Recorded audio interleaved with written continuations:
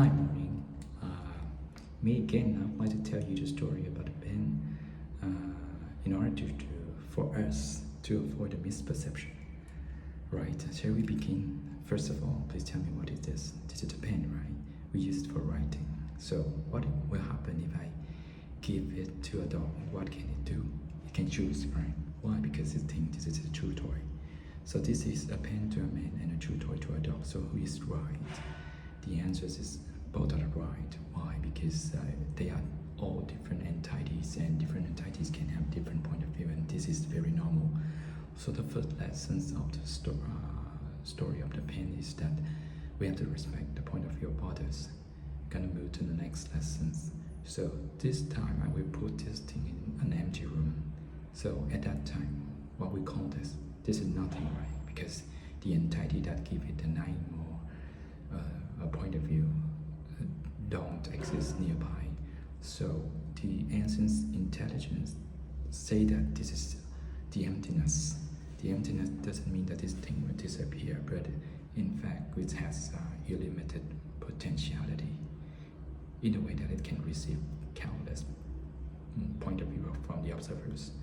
Remember this thing in the empty room, right, where it shows emptiness, and it shows this emptiness, and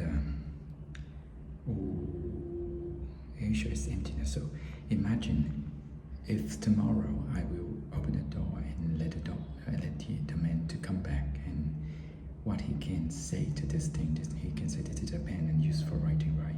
And if I don't invite the man, I invite the dog to come back, and the dog will see it as a chew toy and chew it. And if I invite both the man and the dog to come back, both point of view will happen, right? So, and if I do it in a larger scale, I invite 1,000, 1 million, or 1 billion people to come into the room. For example, it can fit, imagine it can fit with a room. So there will be 1,000, 1 million, 1 billion point of views, different point of views respectively, right? So all of this want to say is that this thing has the emptiness, meaning that everything has the emptiness, meaning that it has unlimited potentiality in the way that it can receive countless point of views. So I'm gonna move to the third lesson, but before that I used to have two questions, and by answering just two questions I arrive at the third lesson as well.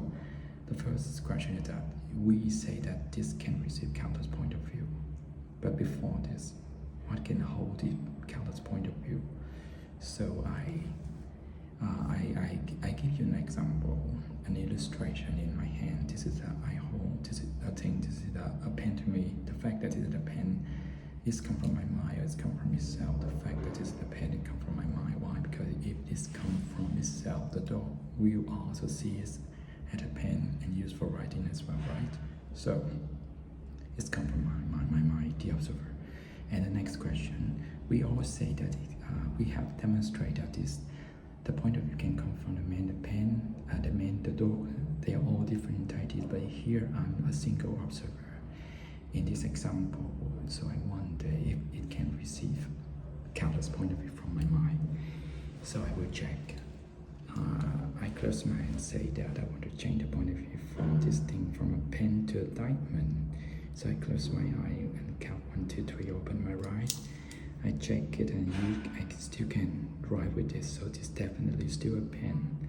So I wonder if there is something wrong, and the answer is intelligence say that no, it's not wrong, it's good enough so far. And you definitely can change it from a pen to a diamond, but you still cannot because you don't have a seed. Seed is what you do, think, and say, because when you do think and say, you're gonna create an imprint in your mind, serving as a seed in your mind, growing at some point at a time, covering an image on this thing, and if that image is the diamond, you will call this a diamond, and you will succeed to change the point of view from a pen to the diamond.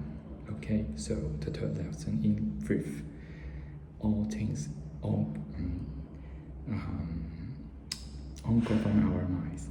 All more concretely come from what we do, say, and think. The fourth lesson, which is the last one. In this life, we want to have something, we have to start seeding. Okay, so the story of the pen is finished with 4 lessons. The first one, we have to respect the point of view of water. The second one is everything has its emptiness in the way that it has illimited point of view, potentiality. It can receive countless point of view. The third one is that everything come from our mind. More concretely, come from what we do, think, and say. The fourth lesson, if we don't have something in our life, we have to start seeding, right? And the story apparently is very simple, but in fact very deep. In order to understand it, we have to repeat it 3,000 times. So please accept my gratitude to see you tomorrow repeating this exercise story again to help both of us understand and practice the story of the pen. Okay, see you until I see you.